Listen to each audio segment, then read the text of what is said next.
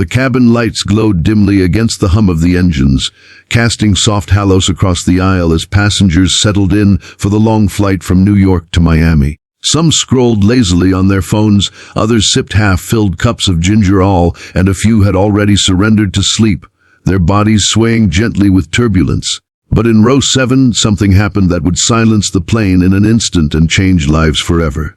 A woman, graceful, elegant, her diamond bracelet glittering even in the low light, suddenly stiffened, clutching her chest. Her body convulsed once before collapsing forward, her head striking the armrest with a sickening thud. The sound of her fall pierced the air like a gunshot. Gasps erupted. Her husband, Charles Donovan, one of the richest men in the country, a billionaire whose empire stretched across continents, rose in panic, his face draining of color. He had built skyscrapers, dictated markets, and bent politicians to his will, but in that moment, he was just a man watching the love of his life fight for her breath. "Somebody, help her!" he cried, his voice cracking.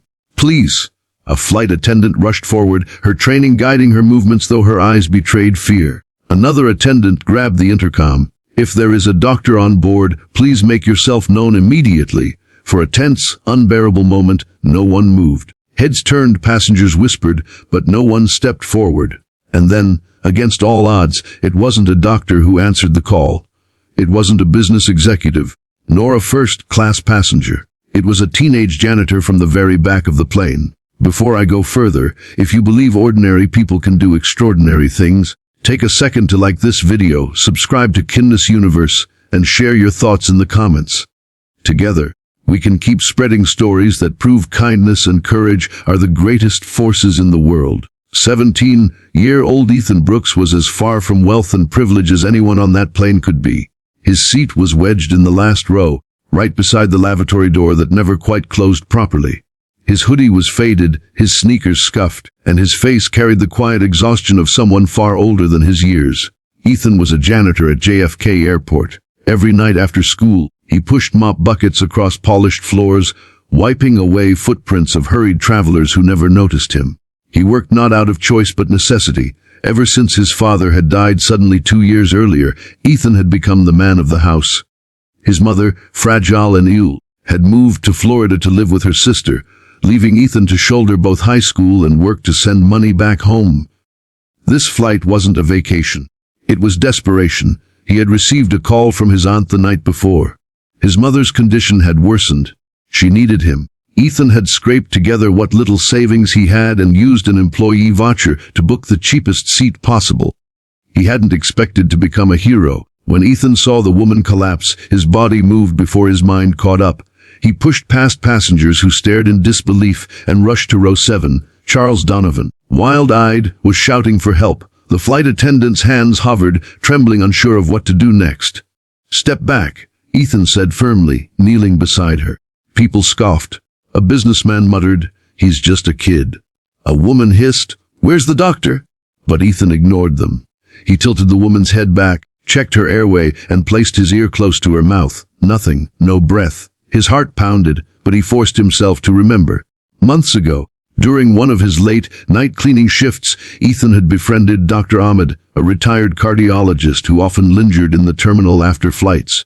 The doctor had taken a liking to the boy who never complained despite scrubbing floors until dawn. One night, perhaps sensing the boy's hunger for purpose, he had taught Ethan CPR right there by the quiet boarding gates. "Life can vanish in seconds, Ethan," Dr. Ahmed had told him, guiding his hands over a mannequin. "But these 2 hands of yours, they can bring it back." And now here he was, those very lessons echoing in his head. He locked his hands together and began compressions. 1, 2, 3, pressing down with all his might, his muscles straining, sweat breaking across his forehead.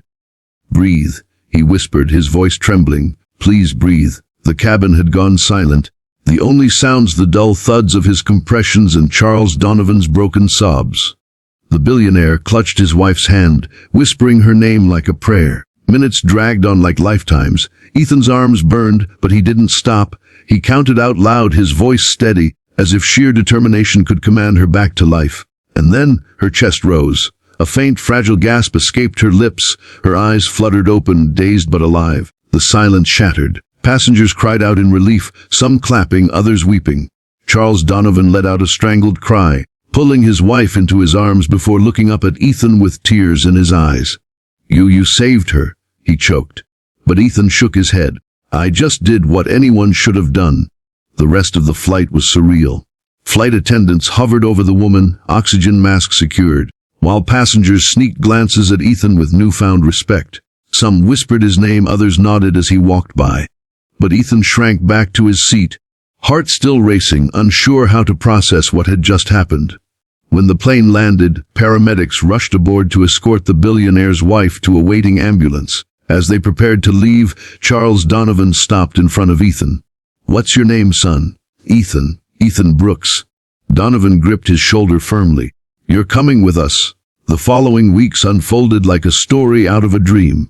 News outlets plastered headlines across their front pages.